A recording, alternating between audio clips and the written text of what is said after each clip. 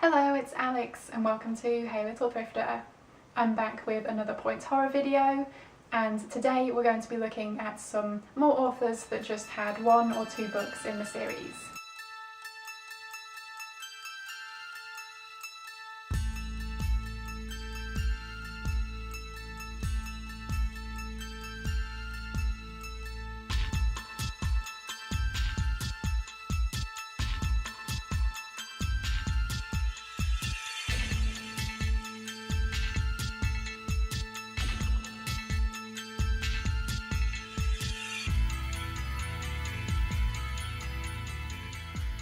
So most of the authors I'm going to talk about today did have other YA novels out, but these are the ones that were released in the Point Horror series in the UK.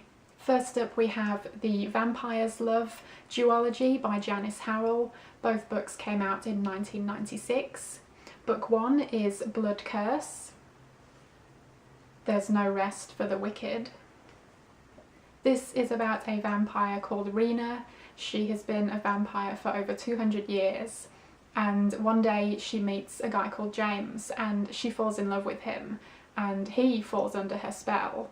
But Rena has a rival.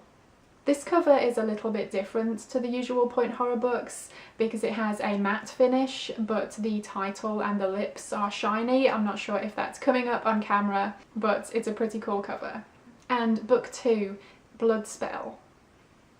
A fate worse than death.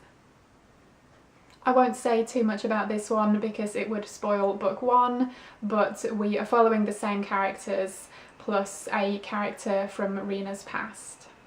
We have the matte cover again with the shiny details, and we're looking at the fangs of a vampire bat. Next we have The Watcher by Lael Littke. This came out in 1995. Same time, same deadly channel. This is about Catherine. She is obsessed with a soap opera called Lost River, and one of the characters, Cassandra. Cassandra leads a perfect life and Catherine wishes that she was Cassandra. But the more she watches, her life starts to become much more like Cassandra's, which at first seems like a dream come true, until she realises that someone wants her dead. Another pretty cool cover, and I love the little details like this spider on the coffee table. So that was Lael Littke's only novel within the original Point Horror series, but she did have a short story in the 13 Tales of Horror collection. Next is The Surfer by Linda Cargill from 1996. Surf's up, you're dead. This is about Jessie. She sees a girl surfing in the storm, and before she gets a chance to meet her, the girl disappears under the waves and is thought to be dead. Or is she? A really eye-catching title, and we have these creepy claw marks in the sand and the surfboard. And it looks like Linda Cargill had a couple more novels, The Dark and The Dark 2, which came out later in the Point Horror series in the early 2000s.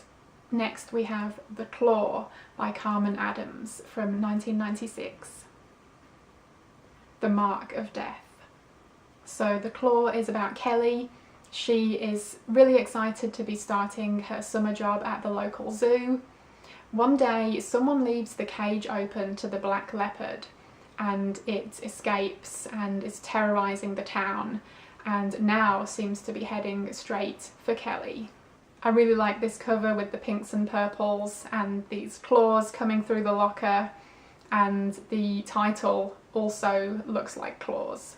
Next is Hide and Seek by Jane McFann from 1997. It isn't a game anymore. It never was. This is about Lissa. She doesn't have any friends at school and she feels like she's a total nobody, but someone seems to have noticed her and is watching her and playing a game with her. Another striking cover with this picture and feathers flying down as we look up into the trees. Next is Sweet 16 by Francesca Jeffries from 1997. Sweet 16 and never been killed. And this one seems to be Francesca Jeffries' only book, and I couldn't find anything else about her, so I don't know if this might be a pen name for someone else. If you know anything more, do let me know. So Sweet 16 is about Leslie. Her 16th birthday is coming up and she's really excited to be throwing a huge party. All her friends are going to be there and her boyfriend. But strange things start to happen and it seems as if someone doesn't want her to reach her 16th birthday. A pretty moody and atmospheric cover with this ice skating boot stuck in this birthday cake that looks like it's bleeding. And last up we have Homecoming Queen by John Hall from 1997. She's drop dead gorgeous. 25 years ago at Westdale High, the homecoming queen Brenda was killed in a horrible accident, and since then the school hasn't had a homecoming queen.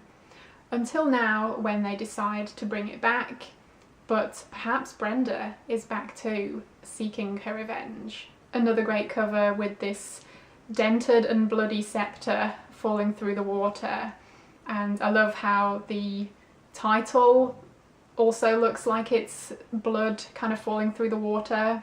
I think that's a really good detail. And interestingly enough, inside the covers it would usually advertise other books in the series, and in this one it says to look out for Double Date by Sinclair Smith, which I've mentioned in a previous video, and Pool Party by Linda Cargill. And we never got Pool Party by Linda Cargill in the UK. It was released in the US, but we never got it, so I don't know what happened there.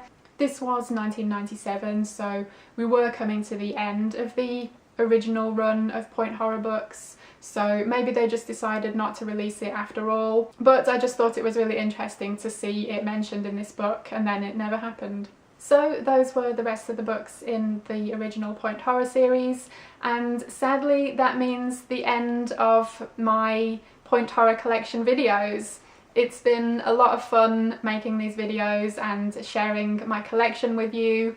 I hope you've enjoyed watching them.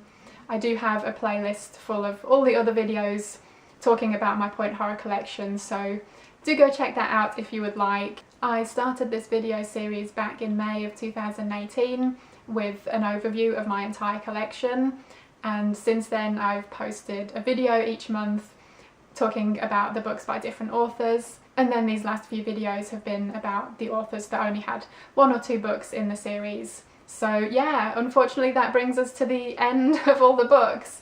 I will still be reading and rereading them though, so I'll be talking about them in my monthly reading wrap-ups if you want to tune back in. Thank you ever so much for watching, I hope you enjoyed it, and hopefully I will see you again in my next video. Bye!